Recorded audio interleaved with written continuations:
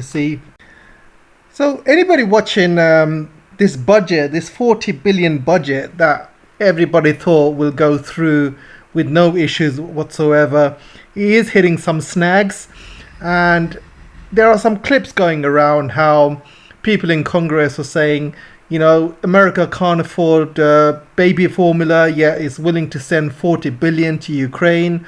And everybody knows this money is going to end up in the pockets of the defense contractors, people who have shares in defense companies, some people of the Congress themselves, and it's just going to be laundered through.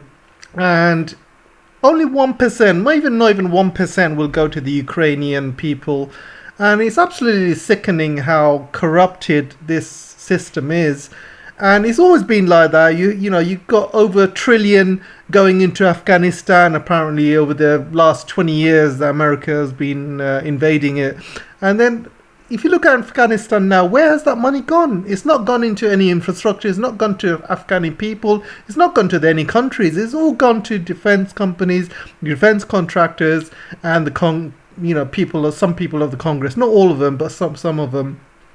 And it's absolutely sick and disgusting how this carries on. And you have to give some respect of a few people in the Senate who are standing up to this and saying this is wrong. Few months ago, they would have probably been kicked out, told them to shut up or something. But now people in America are starting to question all of this narrative that's being played through.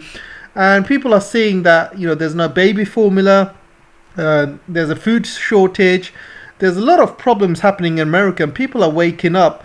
And people are not stupid in America. All of this Putin price hike is not working. It's not working at all. And you can see from this article, Americans aren't buying Putin's price hike because inflation was rising well before Russia went into Ukraine, well before this fight. Inflation was rising. There was problems with America, and this is decades and decades of issues. There's homelessness. There's a lot of issues with America, and people are not buying it. People's enemies is not Russian. When Trump came into power, he started this huge anti-Chinese thing for all the Americans to hate the Chinese. And they went along with this narrative. They're like, oh, we hate Chinese and a lot of violence against Chinese people. Then suddenly they're expected to hate all the Russians now. And nobody's talking about the Chinese in America anymore. Now Russians are the number one enemy. And people are sick of this stupid narrative. 1 minute is you gotta hate the Muslims, 1 minute you gotta hate the Chinese, 1 minute you gotta hate the Russians.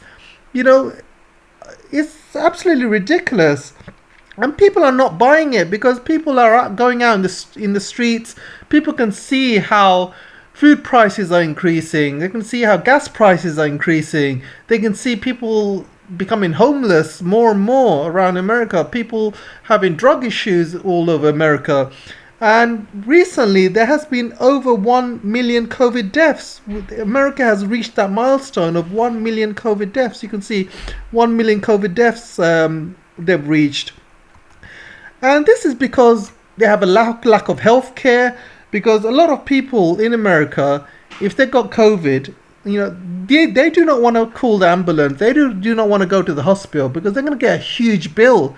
So what these people in America do, they stay at home, they think they can ride it out, and in the morning they're dead. And because they don't want to go to the hospital because they can't afford it. And this is why there is 1 million COVID deaths in America. And not only that, there is a huge drug issue in America. Over 100,000 had died of fentanyl overdose. Then you got another 100,000 of heroin. Then another 100,000 of cocaine. There is more people dying in America than there people are born. And now babies who are born can't get formula milk. It's crazy. This is supposed to be the richest country in the world, and American babies can't afford to have formula milk. And then you have all of these idiots in the Senate, idiots in Congress, and some idiots in Twitter as well. I have read a lot of Twitter comments saying, oh, it doesn't really matter, women should breastfeed, you can give babies normal milk and stuff like that. These people do not know, they're just really stupid. They just do not know what's it like to be a mother. And some mothers cannot breastfeed. because of medical complications, or some women just can't breastfeed at all.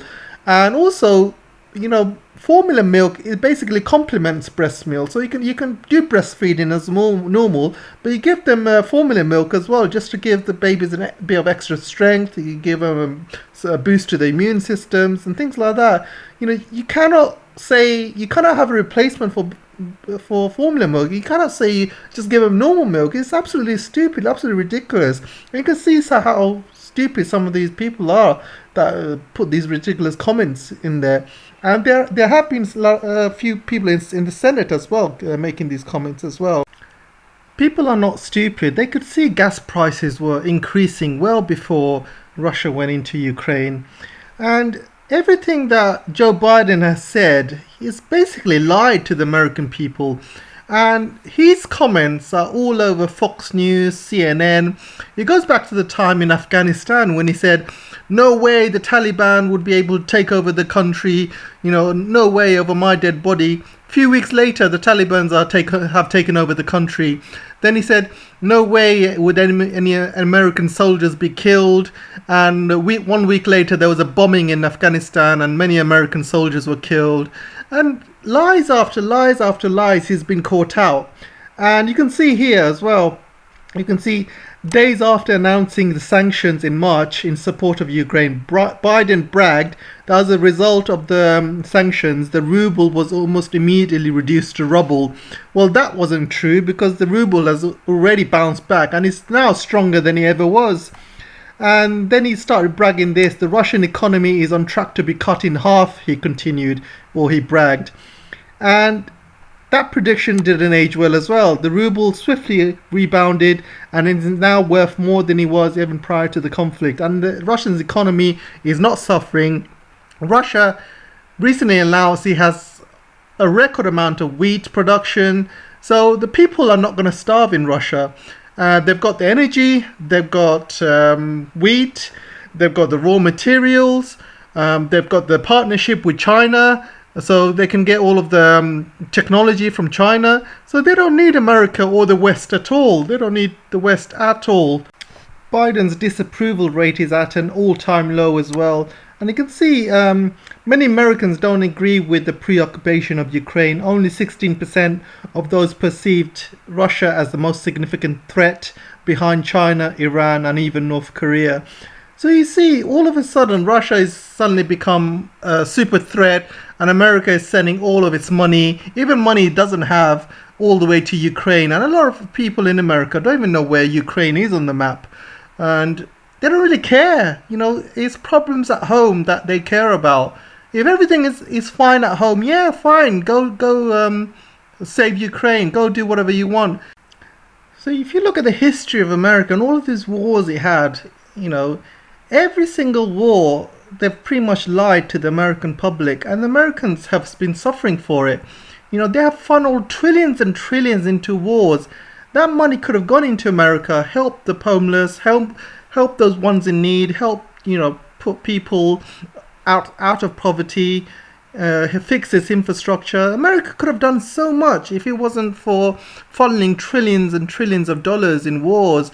They lied to the American people about Vietnam. They said, oh, if we don't go into Vietnam, communism will take over the world. They will take over, all the countries will be communist, and it's a big threat. And they lied about Iraq, saying there's weapons of mass destruction. They lied about Afghanistan as well.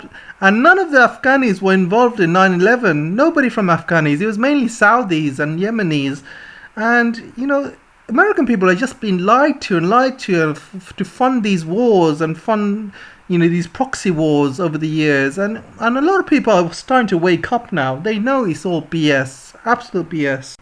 It's not just America who's suffering. Britain is suffering really, really badly at the moment. I'll be honest with you. I went to the supermarket and there's no chicken. Absolutely no more fresh chicken. And I went to a shop called Leon. And again, they don't have any chicken in there. And when I look at the news, and they're blaming it on salmonella, apparently. There is a big salmonella scare, and basically there's a huge shortage of chicken. And me and the missus tried to go to our local Nando's today, and we found out the Nando's we normally go to is closed because they don't have chicken. So this food shortage is actually real. It's actually happening right now. There's no sunflower oil in supermarkets, and if you go to a supermarket, half the shelves are empty, and they try to hide it. If you have an empty shelf, they try to hide it by putting different items in there, or advertisements in the middle of the shelves, or out of date goods, or they're just trying to hide these empty shelves. They don't want to seem that it's empty. Rather than putting products at the back of other products, what they do, they put it side by side so it doesn't look empty, so you don't look like you have empty shelves. Then you have all of these people that work in supermarkets. They are trained now basically to put products side by side, so they don't want to make the shelves look empty. So what they do, rather than put the products at the back like normally supermarkets do, they just put it side by side now, and they've all been trained to do that. And they're walking around checking for empty shelves, and if there's anything empty, they put products side by side. Well, that's what's happening around UK, and people are falling for it. They can't see how bad it's going to get. And if you are living in UK, I'm just going to give you a word of advice. Last couple of weeks, I've been stocking up on dried food, things like rice, dried pasta, things that don't run out of date. Things like tuna, sweet corn, noodles, dried food that takes a long time for it to go out of date. That stuff needs to be stocked up, because there's going to come a time when the food shortage is going to be so bad. There's going to be riots out in the streets. These products are not going to be found anywhere because everyone's going to be rushing in to get these things.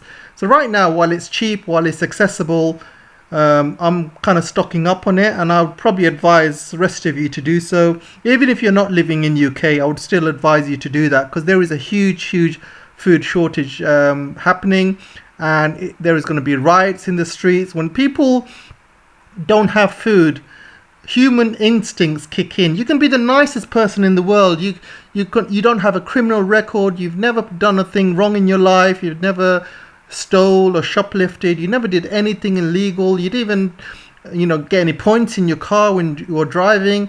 But when you have a family to feed and you got kids and there's no food anymore, you would do anything to make sure your kids are fed. You would go to the supermarket. You would break into shops. This is human survival instincts. People do that. And people do it in America as well. I mean, look at the crime rate. It's gone up so high in America. They don't even bother with shoplifting anymore, because homelessness is such a big crime in all the major American cities. And all these homeless guys do is break into shops and get free food for themselves. They shoplift because they don't have any money. So where else are they going to get it from? And the police are sick and tired of arresting these homeless guys, putting them in a cell, wasting taxpayers' money, and then letting them out again. Because what they're going to do to these homeless people, what they're going to do, put them in prison because they're stealing food. And look how many homeless people there are. There are, some cities have hundreds and thousands of homeless people. What they're going to do, put them all in prison? They can't. Taxpayers just don't have that capacity, and they don't have the budget to house all of these homeless people and feed them. If a homeless person goes to prison, they'll be laughing because they got free food, they got free shelter, so they don't mind if they go to prison. So crime has gone out of the roof in America, and it's happening in UK as well. And I'm seeing it happen all over UK. It's really, really bad. So when you got this guy basically, he's all over Twitter at the moment, and a lot of people in England are just, having a laugh at this guy. I mean, this guy seems to be not knowing what the hell he's doing, and he's on an interview and he's making these funny noises when they asked him about, food crisis and cost of living crisis.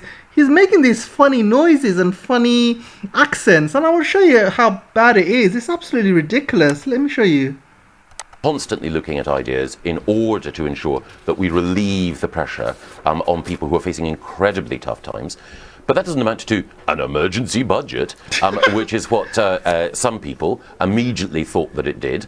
It is an example of some commentators chasing their own tails and trying to take a statement that is commonsensical, turning it into a major capital letters, a big news story, and in fact, when the Treasury quite rightly say, calm down, then people, instead of recognising that they've overinflated the story.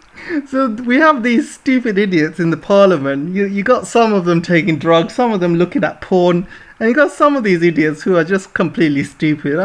And rather than him like talking about serious issues, and this guy's basically been slated all over Twitter for making up funny noises and stupid accents and stuff. And you know, it's just ridiculous, the state of British Parliament and who voted for these idiots to be in power is absolutely beyond me, seriously. So even Germany is now warning of global hunger as well. And people that know Germany over the years has had a huge industry. And its industry, you know, with so many major companies, car companies and, you know, hi-fi, stereo, you got Bosch, you got Siemens, you got some of the best, you know, technology companies all over Europe are German companies and car companies. They have been doing really well. And these, you know, this industry has been paying for Germany's healthcare systems, its education, and people have been living very, very well in Germany. And people, I know Germans myself, and over the last few decades, Germans have been living very well. They're very, very happy. They're very proud of the country, and they've been living very well. The cost of living isn't that high. Things have suddenly taken a trip for the worst. Cost of living has suddenly shot up, and now these industries could be in danger of being shut down because of the cost of energy. Cost of oil, cost of gas. And if that shuts down, then all of these benefits that the Germans have been getting over the years, things like healthcare, that also could be shut down as well. And Germany could be on its way to becoming like Britain. I mean, you just got to look at Britain to see how Germany could end up like. And now Germany's even worried about global hunger as well. And recently, which I'm going to talk about a bit later on, I'm going to be talking about India. India has now stopped selling wheat outside of India now, which is going to make things even worse. Obviously, Russia has had an amazing season for wheat and agriculture, and Putin has already said this. There's nothing coming out of Ukraine at the moment. So there is going to be a huge global hunger at the moment. And if India has stopped exporting wheat, what other major country is left is Russia.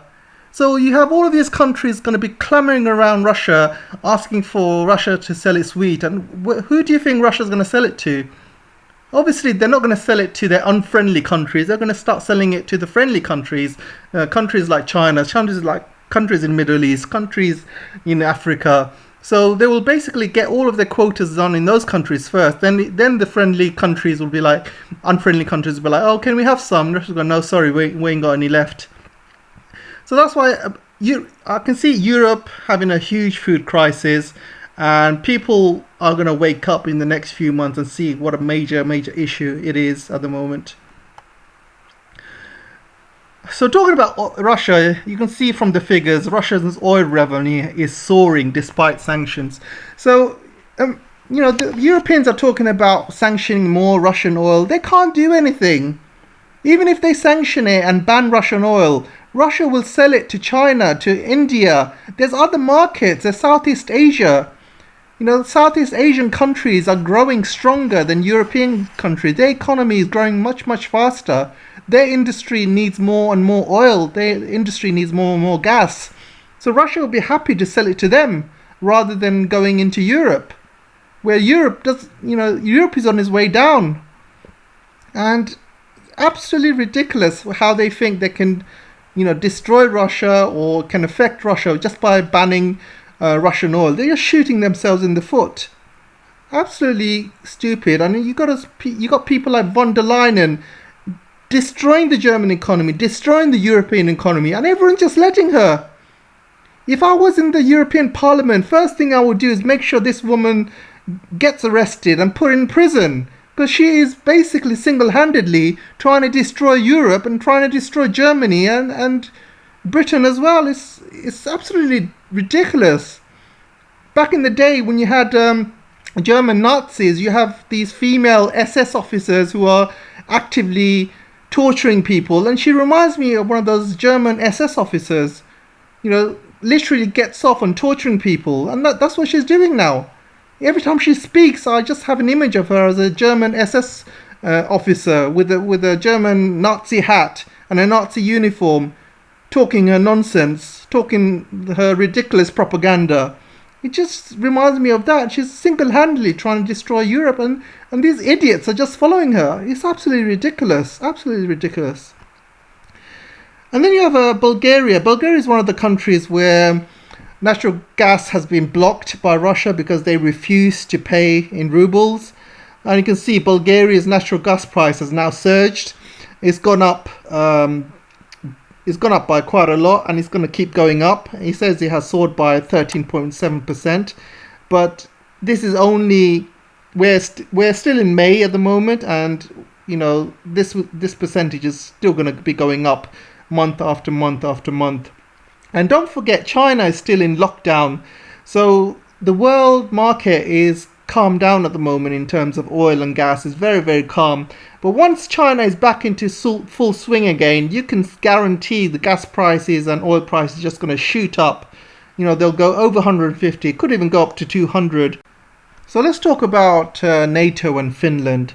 So Turkey has recently come out and said they are not going to support Finland and Sweden joining NATO. And they're not supporting because of Russia. I think Turkey is playing a bit clever.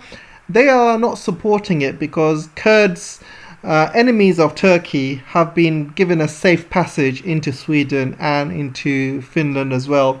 So Turkey is saying that these countries are harboring terrorists or state-sponsored terrorists. So that's why we are not going to support Finland and not going to support Sweden joining NATO. And Erdogan has always been outspoken when it comes to the West, and Erdogan has always been outspoken when it came to Biden's hugely unsuccessful Afghanistan adventure. He's been very, very outspoken of some of Biden's policies, some of the West policies over the years. And I'm pretty sure that he'd want something in return to give Finland and Sweden unanimous decision, because when you have NATO, all of the countries need to have a unanimous decision in getting new members in. So if your Turkey, which is a massive NATO player, suddenly says no, we're not going to accept it, then there is a problem. But I'm pretty sure that Turkey will be given bribes, and Turkey needs a lot of money at the moment. I mean, look at Turkey's economy. It's almost ready to collapse. So I'm pretty sure Turkey will be asking for a lot of money for them to say yes. A lot of American money, a lot of European money, and it will take a lot. So this adventure has suddenly become very, very expensive for not only Europe but also for America. And I'm pretty sure Erdogan will strike a hard bargain. And eventually this will pass, because the Europeans and the Americans are not going to allow Turkey to stop Finland and Sweden from joining.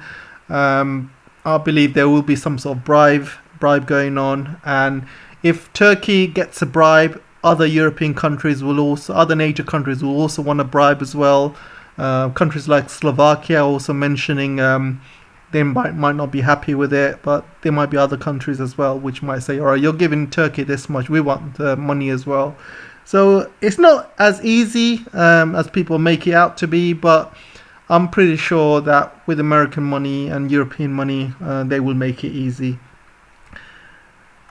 So you got this map here, and I want to show you how close Finland is to St. Petersburg. And you can see from this square, St. Petersburg is right next to Finland borders. And St. Petersburg is a very, very important country for Russia. I myself have visited St. Petersburg, and it's absolutely beautiful. One of the best cities I've ever been to in my life. People are amazing, the architecture is amazing, some of the buildings, and I had a really, really good time in St Petersburg. It's one of the best cities. I'd really hugely recommend anyone to visit there. Great city. And that's the problem, really. It's right next to Finland. And if Finland joins NATO, you can imagine St. Petersburg being the first target in any war or retaliation or any conflict. So Russia would not want that. So what is Russia willing to do? Well, they can put nukes. You can see here, Russia weighs in on nukes in the Baltics. They can put loads of nukes around it, around Finland. But that's not going to help much. I mean, Russia has enough nukes as it is, and pointing more at Finland is just not going to help much. And most wars are conventional wars, and it's not really going to help much of their security. If NATO or America uses Finland to put their own nukes in there, that's a major problem for Russia. And I'm not sure how they can play it. One way they can play it is to stop natural gas and electricity to Finland, put sanctions on Finland. And you can see Russia has already started. It halts electricity supply to Finland. And Finland has got a very good trade relationship with Russia at the moment. And so did Ukraine back in the day. Back in the day when Ukraine was friendly towards Russia, they had a massive trade with Russia. Ukraine was doing really well at that time with the trade that was going on. And since the coup happened in 2014, that trade has come to almost zero. It has severely affected Ukraine's economy, its GDP, because the Europeans are not trading with Ukraine as much as people think. And Ukraine's GDP is actually gone worse than compared to when he was trading really well with Russia at the time. So I can see Finland economy going down because Finland needs a lot of stuff from Russia, like energy, for example, and has a border with Russia, so there is a lot of trade that goes in and out of Russia. So that will probably stop as well. I think in the long term, probably not in the short term, because Russia is focused on Ukraine at the moment. So once Russia finishes with Ukraine, denazifies it, demilitarizes it, probably splits in half, and once all the stuff is over with Ukraine, I believe Russia will not intervene militarily with Finland. I think they will put a lot of missiles around Finland. But in the future, I can see conflicts happening, especially with NATO. There will be conflicts happening in the Arctic. There will be conflicts for resources. There will be conflicts for energy. We are heading towards, a lot of energy shortages, a lot of countries fighting over energy, fighting over food, fighting over resources. And globalization is going to be over, pretty much over. And there's going to be a bipolar world where you have the American western side and you will have the Chinese eastern side. And some parts of the East and Russia have stuff that America might need, and vice versa. There might be some stuff in the West that the Chinese or the Russians might need.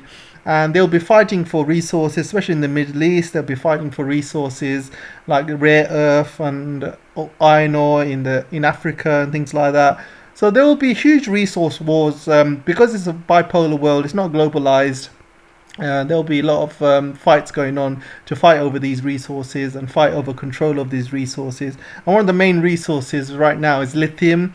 They need that for electric cars, and they are already fighting for resources for lithium around the world, and that could be one example as well. But there are other examples. I'll need to make another video about it. So this is what I was talking about. India bans wheat exports, and India is one of the major wheat exports of the world. It's probably the third major wheat exporter behind Russia and also behind Ukraine. Ukraine is a huge wheat exporter. And India has now banned wheat exports. So the only major wheat exporter around the world is going to be Russia. So the whole world's going to be looking at Russia to feed them. Russia's only going to be supporting countries that are friendly to itself. And so this is going to cause huge issues, huge food shortage, especially in the Middle East. I remember the times when there was the Arab Spring, and there was only a minor food shortage issue, and it caused huge amounts of riots in the Middle East. One of the major problems which happened with Libya as well, and other major countries around Egypt. But it's already starting to happen right now. There's huge amounts of protests going on in Iran at the moment, and also in Egypt. So we'll see what happens over the next few weeks, but it's not looking too good. India is also having other major issues as well. There's a huge crisis in India at the moment, where birds are literally falling out the sky because it's so hot, and because of global warming, India is having huge issues with global warming, and a country which is that hot is going to suffer, because when you have heat of that magnitude, you will have less water. Your water levels will dry up even faster, because more people will want water. Secondly, your industry is not going to do that well because it's so hot, and a lot of people are not going to feel like working. I know in England, when it gets really, really hot, I just don't feel like working, and you can't do any labor work because it's so hot. But even in an office, you have to make sure that the office is air-conned and stuff. And even inside the office, you just don't feel like working because it's so hot. And when it gets that hot, there's so many economic issues in that you will have in that country. So you will need a lot more air conditioning units, and air conditioning units take a lot of energy. I don't know if anyone has had an air conditioning machine, especially in hot countries. It takes a lot of energy. You need a lot of gas, you need a lot of oil, and so India will be burning a lot of energy during the summer for people to keep cool, and it's going to drain the economy. There's going to be less harvest as well, because when you're growing grains and fruit and vegetable, you need things to be in a certain temperature. If it gets too hot, it's not good. If it gets too cold, obviously it's not good. But you need a lot of water as well. So India is losing a lot of water. There's a lot of research happening at the moment where India's water is slowly running out.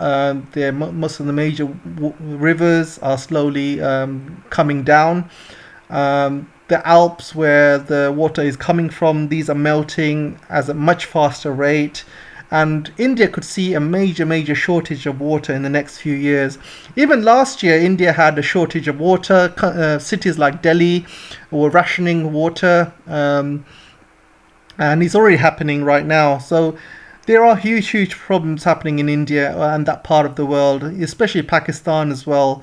And the heat waves is beyond human endurance, and there'll come a time when it gets so hot even the shade is not going to help, because it gets so hot and humid that your body temperature goes up even in shade, and they're not at that point yet, but it could go up in the summer in India. If that happens, you will see a lot of people going into hospitals and a lot of people suffering from it.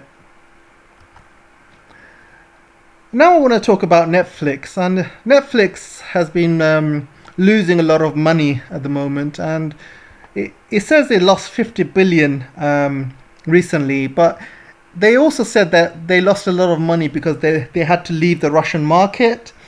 And yeah, everything kind of happened at once. They left the Russian market, but they have been losing billions recently because their programs are really woke. I don't know if anyone watches Netflix.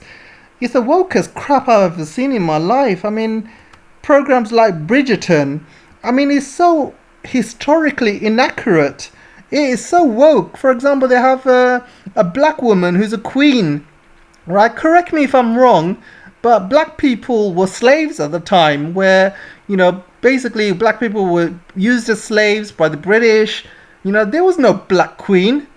And now you have the latest episode of Bridgerton. You have basically an Indian girl who's basically like some sort of royalty and something. Correct me if I'm wrong, but Indians were colonized back in the day by UK, and Indians were looked at as low class by the British. They didn't care about Indians at all. And there are signs in India where no dogs or Indians were allowed. And it's absolutely ridiculous. It's historically not accurate at all. And you have a lot of woke crap in Netflix. They're basically pandering to the minority. And every program you watch on Netflix is just woke crap this, woke crap that, pandering to this, pandering to that. And some of my favorite shows that I enjoyed growing up with when I was a kid, the bloody Netflix has destroyed it. One of them is He-Man.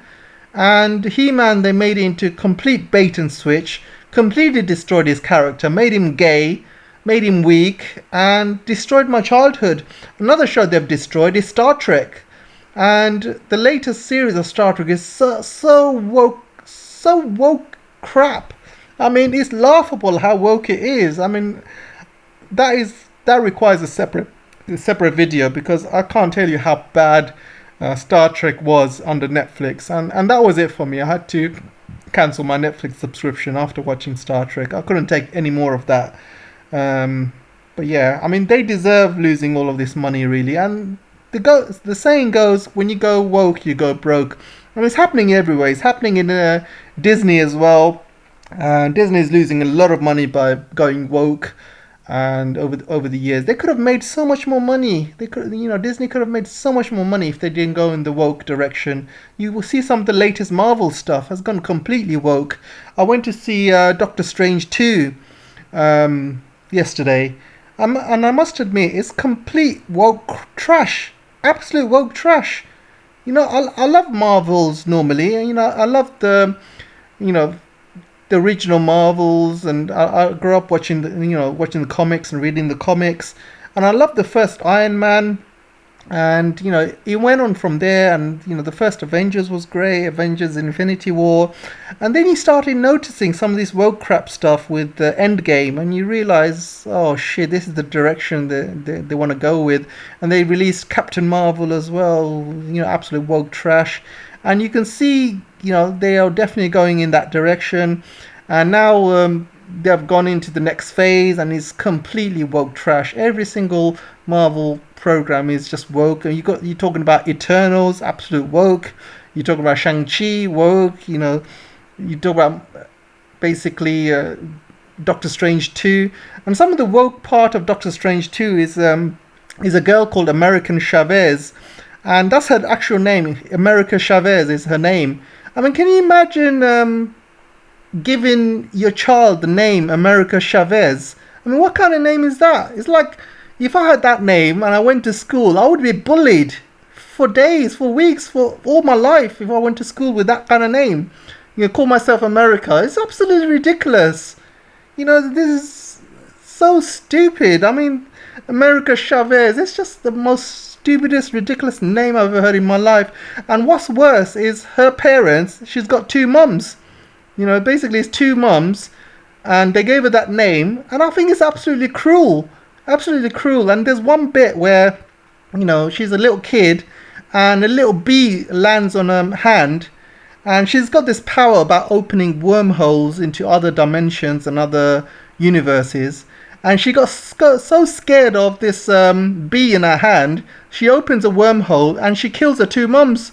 This basically, her two mums get sucked into this wormhole and they disappear. And she's blamed herself ever since, all because a little bee had landed in her hand. And my answer to that is, if she had a man in her life, she had a real father, that would not happen. That's what you get for having two women as your mom and dad. Seriously, if she had a man in her life and a real dad, she wouldn't be scared of a little bee. And I'm sorry to say, Doctor Strange 2 is a bait and switch movie. So what this bait and switch does is, you go in to watch the film expecting a Doctor Strange film, but it's not like that at all. He gets overstaged by America Savage, by Wanda.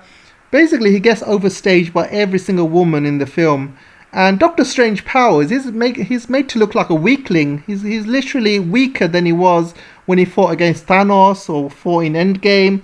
You would imagine that he would get stronger, but no, he's actually gone weaker, and these women are basically overstaged him, and he's just a side character in his own movie. And it's just a shame how Marvel is doing this bait and switch thing, and it's happening with every single major character in Marvel. We're talking about a female Iron Man that's going to be coming out soon. You got female Thor. You got female Hawkeye. You got female Loki. Every single major male character has got now a female counterpart. But guess what? They don't do it to women. They don't do it to women. So you have Doctor Strange too. You have all of these bait and switch people going on, especially when they're in another universe. But guess what they do to Captain Marvel? Captain Marvel is a woman, right? So you would think that they would bait and switch Captain Marvel and make that into a man in another universe. But no, they don't do that. They basically they just race swap it instead. They just turn the white woman into a black woman. But no, we're not going to change Captain Marvel into a man. No, we're not going to do that. But all of the male characters in every single Marvel universe get bait and switched to women. It's happening one way. It doesn't happen the other way. It's absolutely ridiculous. And, I'm fed up with all this woke nonsense. Anyway, guys, that's another video. And I'll probably talk about it in my film channel if I get time. So that's all for today for now. And I'll see you soon. Take care. Bye.